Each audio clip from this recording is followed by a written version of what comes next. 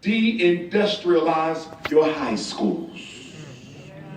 Beginning in 1970, they came into Motown, they came into Philadelphia, they came into Brooklyn, they came into Los Angeles, they came into Baltimore, and they start taking out the plumbing program.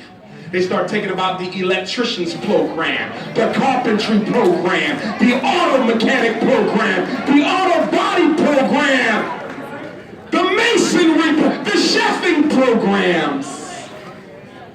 And they brought in college prep. And nobody told you that college prep was nothing more than prison prep. We walked off the blue-collar jobs. We told our kids, you ain't working in the streets. You ain't getting dirty. I want my son to wear a suit and a tie. But you fail to realize that brothers and sisters who get their hands dirty can sometimes make more money than those of us who wear the suits and the tie.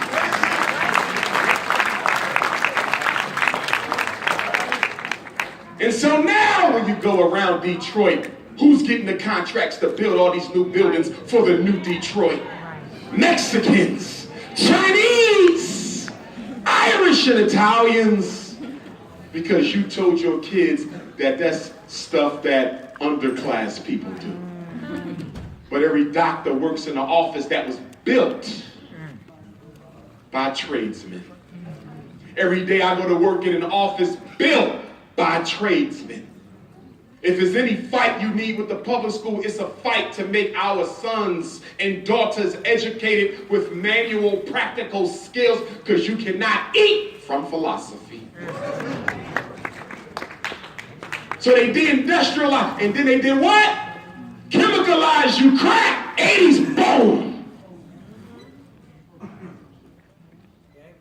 Then they came up with the welfare programs back in the 60s, but then they refined them in the 90s and said, well, if your son got a felony, he cannot stay in your home. And if we catch him in the home, even though he ain't selling dope no more, we're going to evict you from your Section 8 public house. Swelling homelessness up. And then Clinton came in with the 3 strikes and you're out. Your first black president, Obama was the second. Clinton came with 3 strikes and you out.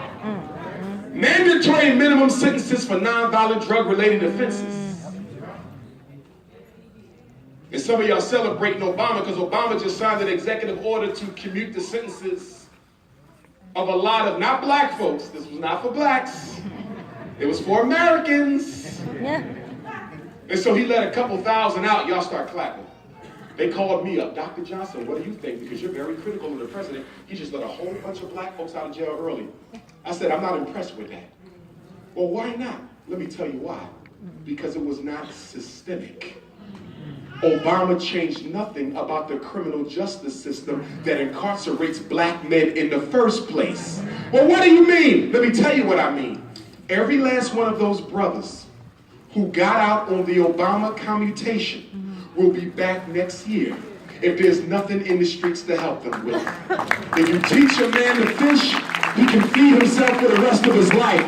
But if you only make him a fish, he'll eat for one day. Listen, y'all. Detroit, you got to get politically wise. Do not look for one-shot deals as a source of progress. You need systematic change. They say, well, we're about to open up a charter school in Detroit. First of all, you're doing that for white folks, not for us, because charter schools is how they pushing black folks out. Y'all better watch you opening up your charter schools. And speaking of charter schools, Miss Betsy DeVos is from Michigan. Donald Trump's new education queen. And she's going to charterize the whole black America, and she's pro-choice. Now some of y'all in here pro-choice too. You say, Dr. Johnson, if the public school will give me $5,000 to pay for my kid to go to a private school, why would you hate on that? You know why I'm going to hate on that? Because you think about yourself and other parents who can afford to pay the difference.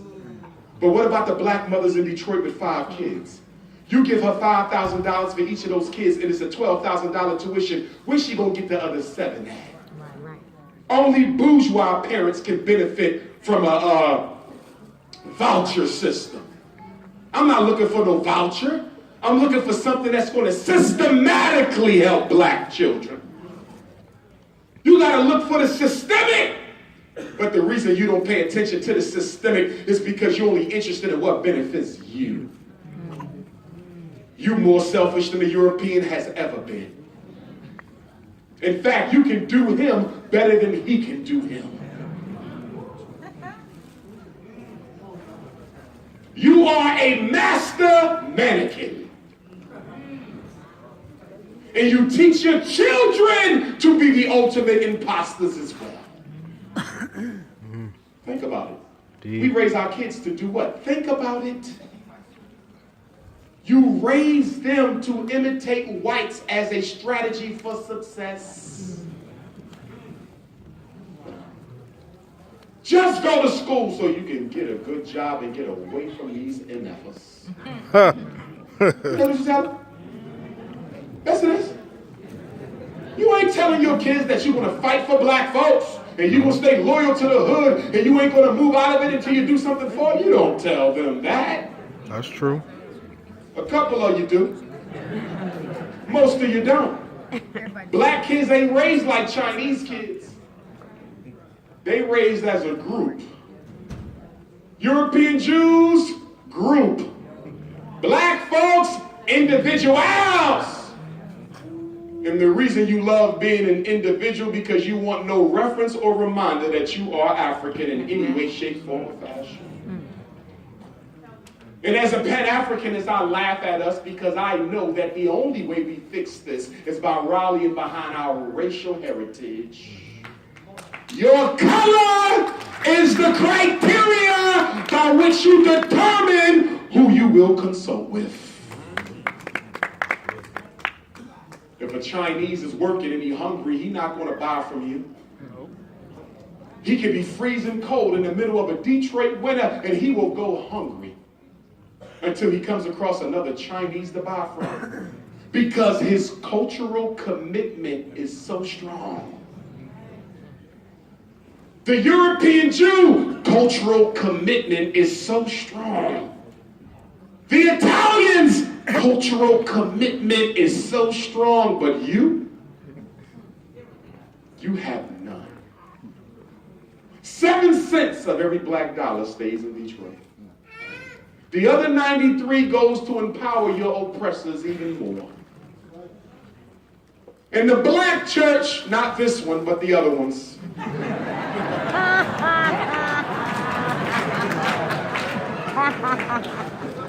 The black church must be held accountable for the fact that they take too much from us and have done very little to return our investment in them. If the church is a business, and it is, every Sunday that collection is taken, that is an investment in that church. Where is our return? I'm not talking religious doctrine, I'm talking religious politics. All these mega churches in Detroit, all these mega churches, but you don't have a school for our children. All these mega churches, you ain't got a supermarket. All these mega churches, you ain't got a hospital for our aging elders.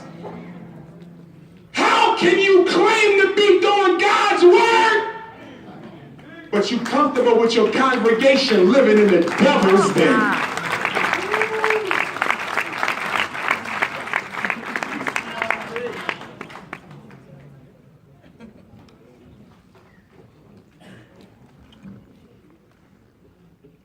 Religion. I love the Bible, I love the Quran, but I hate when we use them to justify our lack of progress. Yeah.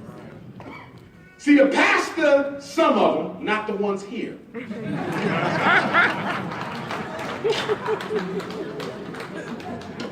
Run game on black folks.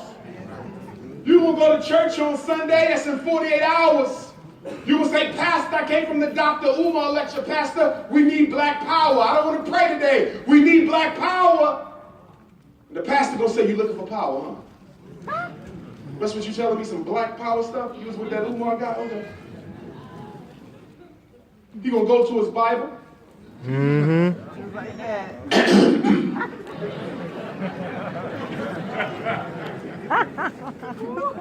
He won't turn and say, let me tell you what my Lord says about power.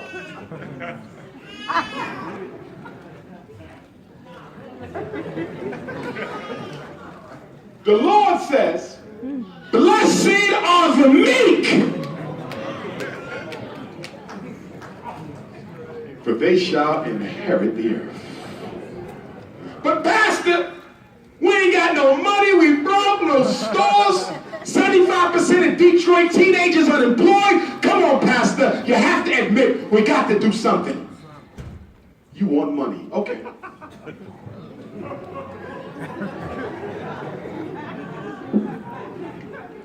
Here we go. The Lord said, blessed are the poor, for they shall inherit the kingdom of God. But Pastor Dr. Umar said black people only own 1/2% of all the wealth in America, and that our ownership of the wealth of America hasn't even changed 1 percentage point since 1865 when freedom came 150 years later, and we still only own 1/2 of 1% of America's wealth. Wealth? Okay.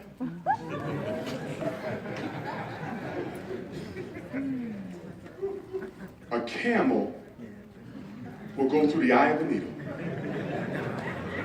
before a rich man will enter the kingdom of God. Well, what about police brutality? Trayvon and Sandra and Michael and Eric and Philando, Tamir, Pastor, Ayana. What about police brutality? Police violence, okay. You worried about us getting It's in there. Say it, Umar. Right here. Yeah. If a man should bite you on one cheek, you should turn and give him the other also.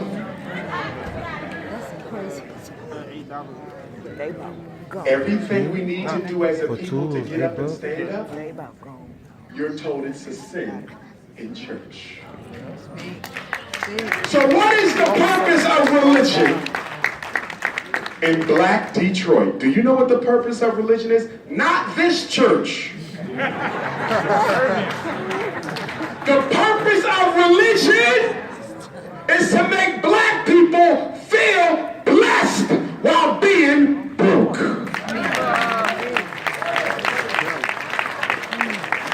The purpose of religion is to make you feel like you have it all when you have nothing. The purpose of religion is to take your mind away from the things that matter in this life and worry about what happens in the after. So I say to you, respectfully, that any religion that tells me I have to die in order to experience heaven, while the Chinese has his right here, and while the Chinese has his right here, is a religion I don't need. My religion is black power. It is African redemption. Isn't it amazing that we're the only people in America who got to go one place to pray and another to help ourselves? Chinese can pray in the Chinese church and then have a conversation on how they're going to open up 10 more filthy stop and goes in the middle of your hood. European Jews can go to the synagogue and talk about how they're going to finance the new Detroit without black folks in it. You're the only people who got to leave the house of God in order to do work for God's children. That means your religion ain't holy. Because in order for religion to be holy, it has to cater to all the problems of your reality. To be holy, you got to hold me down. And let's just face it, a lot of sisters wouldn't even be going to church as much as you do if you had a husband. Can we be honest? The quickest way to get out the church is to get a wife, though. That's right.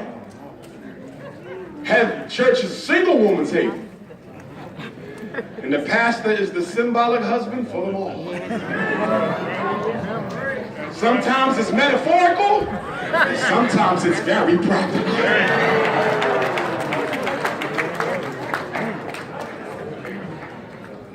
I want to talk about Willie Lynch for a minute if I can. And then I'll begin to wrap it up. Willie Lynch came to America to teach the slave masters how to control black folks. He taught them a lot. But there's three things in particular I want to focus on, Detroit. Now, I don't care if Willie Lynch existed or not, that's irrelevant. Because the science is exact. It's like for people who beat up on the Bible. The Bible teaches a lot of profound spiritual truths. It uses metaphors to do so. Now, if you want to believe that Moses actually parted the ocean, that's your psychological hang-up. But for me, it is a symbolic spiritual truth. I don't go to the Bible for history. I go to the Bible to inspire me. See, we need education. But you know what black folks need more than education? You need inspiration. Because your spirit is depressed. Black people suffer from a tranquilizing pessimism that keeps us from doing together. You notice whenever you want to do something right, somebody tell you it won't work. And my elders, I love my elders, but some of you are the first to tell us how you did the same thing in your day and it didn't work. Stop killing the spirit of the next generation. Talk to them. Just because you did it don't mean you did it right. Or even if you did it right, maybe now it's the right time. Because I don't believe just that the leaders got to lead. I think the people got to be ready for the leaders when they come. If Dr. King was here today, would he succeed? Nope. If Marcus Garvey was here today, would he succeed? The Negro mind is not what it was when they were here. And just like the old quote says, when the people are ready. When the people are ready, the teacher will appear. We have to forge a new black collective consciousness that supersedes petty differences in Detroit. Because y'all hung up. We all hung up. From Los Angeles to Lagos, Nigeria. From the Bahamas to Birmingham, England, wherever I go, I got to do a meeting with black folks fighting over nonsense. Skin color, education, religion, political philosophy. We have no forgiveness for each other, but all the forgiveness for white folks. I keep hearing Negroes say we gotta forgive white folks for slavery, but you won't forgive your next door neighbor for taking your parking spot.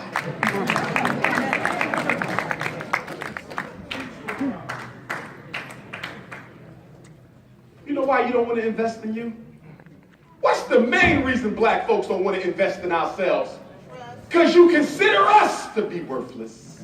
You only invest in things that you value.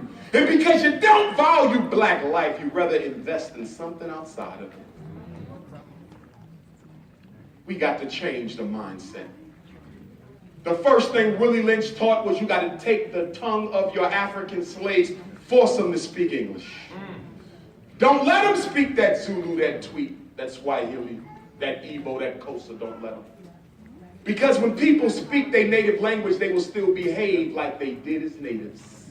They will never forget who they were before you found them. You cannot make a slave who knows who he is. But the slave master didn't listen. Slave master said, if I catch you reading, I'll take that finger off. I catch you writing, I'll slice your thumb. These were real punishments, by the way. You ever see pictures of enslaved Africans? He said, why are all his fingers missing? 9 times out of 10, that was an African who was trying to read. Which is why you have to stop this multicultural, we all one family stuff. Because that's what they're using to push the black agenda off the table. Because everybody's eating off of you, but nobody wants to eat with you. Multiculturalism. We don't have nothing in common with nobody. We built this damn country, not the Arabs, not the East Indians, not the Mexicans, not the white folks. I built America. I get special treatment because I did. I'm the only people in the history of this country. I'm the only people in the history of this world who served as a slave and yet was not considered to be a human being. Do you know that? Because white folks are quick to tell you that we were all slaves. What they crying about? That's true. A lot of human groups the British were slaves to the Germans. It's true. But nobody was ever stripped of their humanity but you. And you've been stripped of it so long you still behave like an animal. We're the only people in the world whose slavery allowed the master to own your entire family in perpetuity. He didn't just own you, he owned the baby in your stomach. Mothers, could you imagine that? You got a baby growing in your tummy and the master tells you that I can't wait for it to get here because I already got an offer of $500 for it. Y'all forget that. They didn't just own you, they owned the grandkids and the great-grandkids. And when they died, the grandkids became your master. How do you own an entire lineage of people? Never before until the white man. And your Ma'afa was the only one where the whole world benefited and nobody did a damn thing about it. You trying to blend in. You better learn how to stand out. You got to be unapologetic or not at all. I don't want to make too much noise. That's the quickest way to be ignored. Yes. And being ignored is the path to extermination. So because we didn't learn the white man's language, we kept our own. Which means that even now in Detroit, most of you in this auditorium, you don't speak English, you speak Ebonics, African tongue. You just use English words. The vernacular is European, but the expression is African. The rhythm is African. The structure is African. The philosophy is African. Let me explain. When white people teach, they talk rather with consonants at the end of most words. They will say, Miss Slurbanowski is going to have supper with us tonight at McDonald's.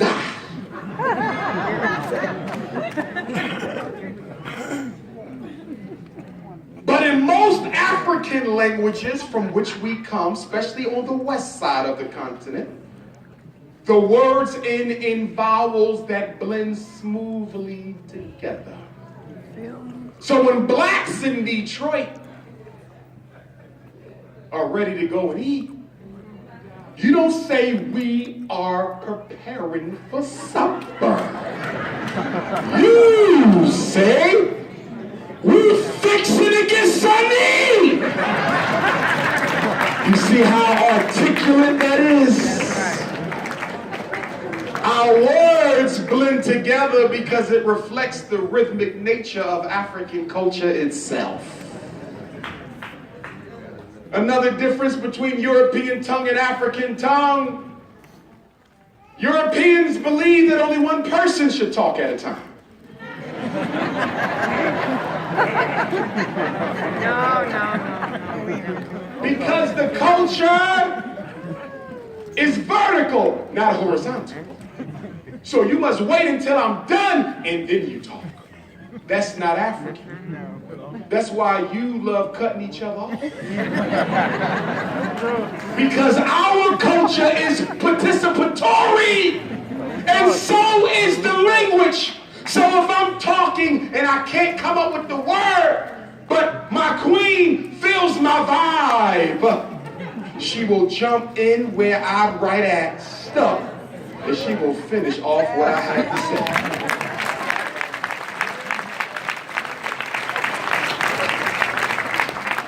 Which takes me to the third difference between white language and African language. White language respects communication of the idea and the thought. African language, we respect effective communication of the idea and the thought, but there's something deeper for us. We're looking not to understand what you said. We are looking to understand what exactly did you mean by what you said.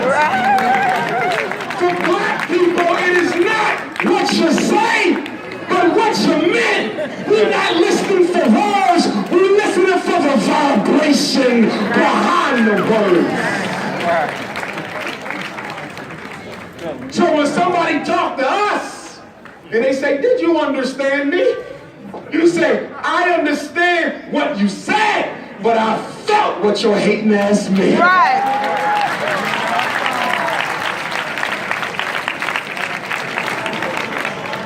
In fact, we so spiritually in tune, we can know what you're about to say before you say it because of the vibration.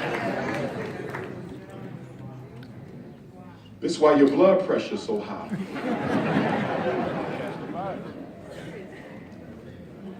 This is why you suffer from hypertension. You want to know why? Because within the confines of white European law, you cannot prove racism unless you can prove psychological intent. So most of us get angry and happen to live in a system when you know somebody don't like you. Because you can feel with your spidey senses that they don't like you. But when you go to court to prove that this happened because I'm black, they ask you to prove racist intent. And because African culture is based on truth, it makes us sick to our stomach to have to deal in the reality that says if you can't prove it, it don't exist. That's not for me, please. And because if you can't prove it, it don't exist, it's allowed to persist. And the next thing you know, you develop an assist. Your thoughts become things. You better learn how to control them. There is no disease in the body without a psychological component that goes with it. To do better, you got to think better, you got to eat better, you got to exercise better, and you got to choose your friends better.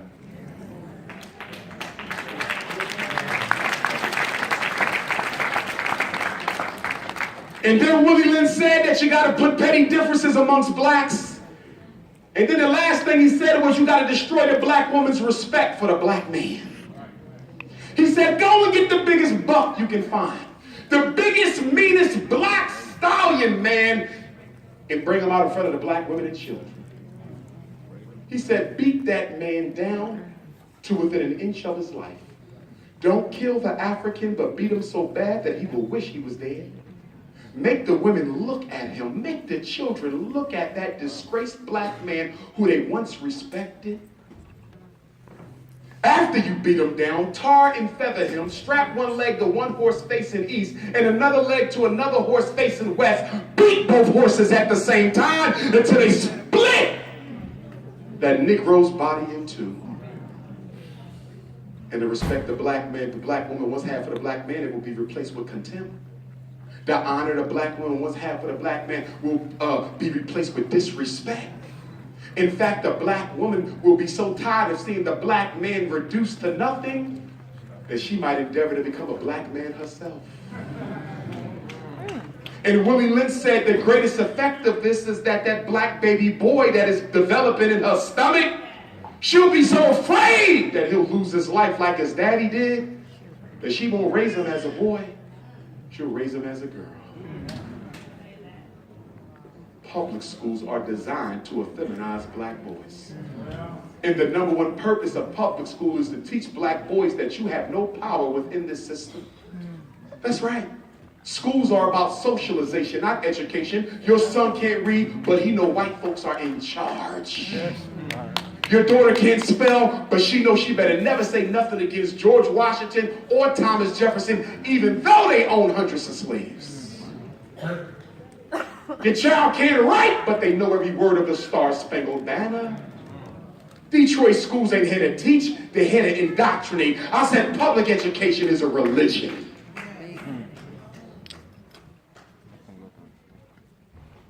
And to graduate, you have to be a good regurgitator. Why is math so difficult for black children?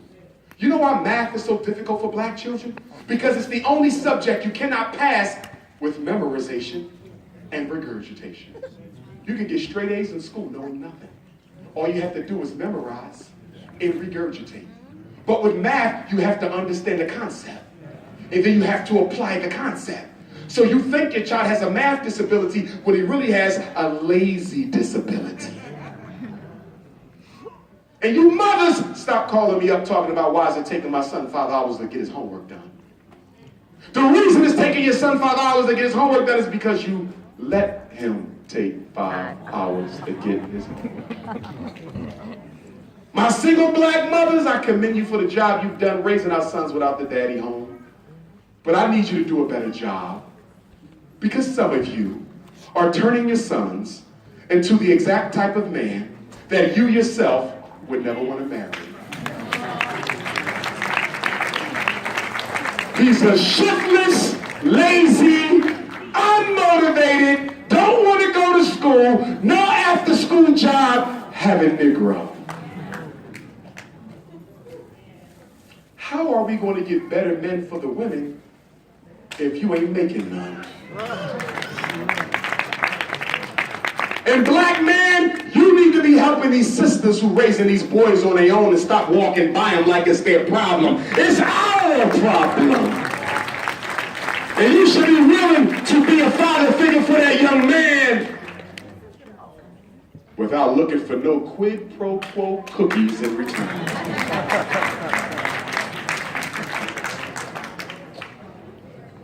Barack Obama just signed the Emmett Till Act. Barack Obama just signed the Emmett Till Act. What is the Emmett Till Act? He's authorized the United States Justice Department to go and investigate any hate crime or civil rights abuse against minorities. This ain't just about you. And black folks going crazy. There's only one problem with the Emmett Till Act. What's the one problem with the Emmett Till Act? You're not allowed to investigate any case